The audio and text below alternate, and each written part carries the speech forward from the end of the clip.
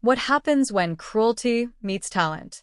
When prejudice clashes with grace in an upscale Boston restaurant, two lives unexpectedly cross paths in a moment of public humiliation. Marcus Thompson, a classically trained vocalist from Juilliard, now a waiter, carries his silenced gift with quiet dignity. Victoria Palmer, a successful real estate developer, haunted by her mother's musical legacy, wields her privilege like a weapon when she demands Marcus to sing for her entertainment during her birthday celebration. Neither of them could have predicted the profound transformation that follows.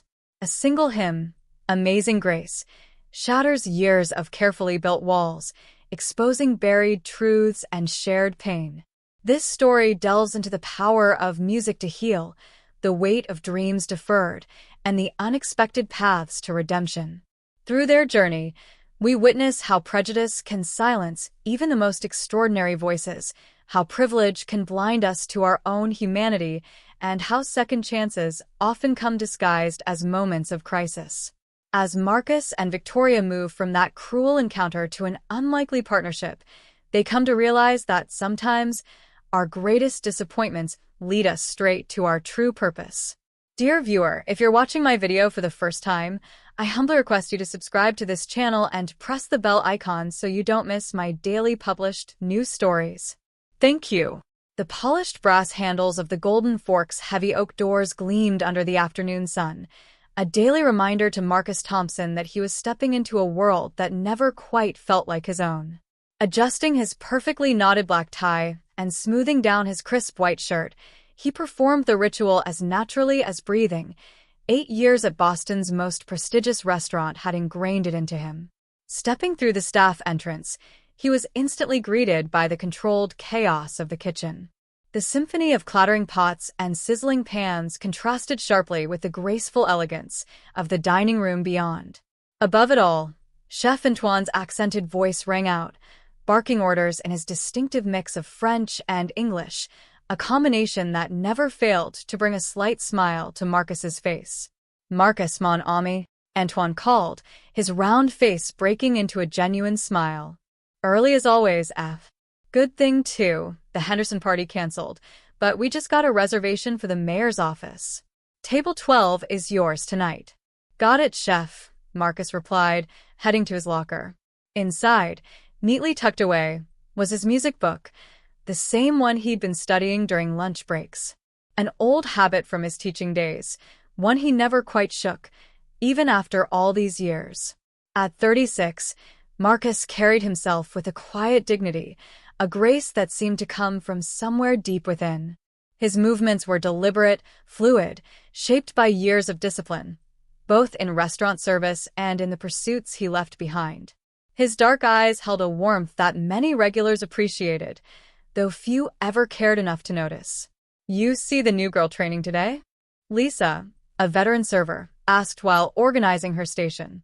Her gray-streaked hair, pulled back into a tight bun, framed a face lined with 2 decades of service industry wisdom. "Poor thing's shaking like a leaf." Marcus glanced at the young trainee, barely out of college, struggling with a wine opener during orientation. "We were all new once," he murmured, remembering his own first days.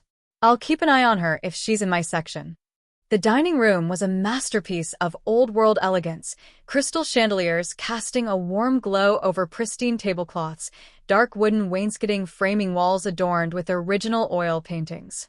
Marcus, as always, checked each table in his section with meticulous care, every fork aligned, every wine glass spotless. Perfection was his armor. As he worked, his mind drifted to that morning's voice exercises, another old ritual carried out in the privacy of his small apartment. His grandmother's words echoed in his memory. "Baby, when God gives you a gift, you don't let it gather dust. You keep it polished, even if nobody else sees it shine." By 6 p.m., guests began to arrive, and Marcus slipped into the rhythm of service. He moved between tables with practiced ease, his voice striking the perfect balance, professional, courteous, never servile. He had long since mastered the delicate art his position required. "The C bass is particularly excellent tonight," he recommended to an elderly couple at table 15, his tone measured and confident. Chef's herb-crusted preparation really enhances the natural flavors. The woman smiled warmly, while her husband barely glanced up from his menu. Marcus was used to being both seen and unseen, often in the same moment. Over the years, he had developed a sixth sense for reading people, adjusting his approach accordingly. Between courses, he caught fragments of conversation from his colleagues at the service station. Lisa spoke about her son's college applications, while James, the youngest besides the trainee, eagerly discussed his band's upcoming gig at a local bar. "You should come hear us play, Marcus." James grinned, his enthusiasm infectious.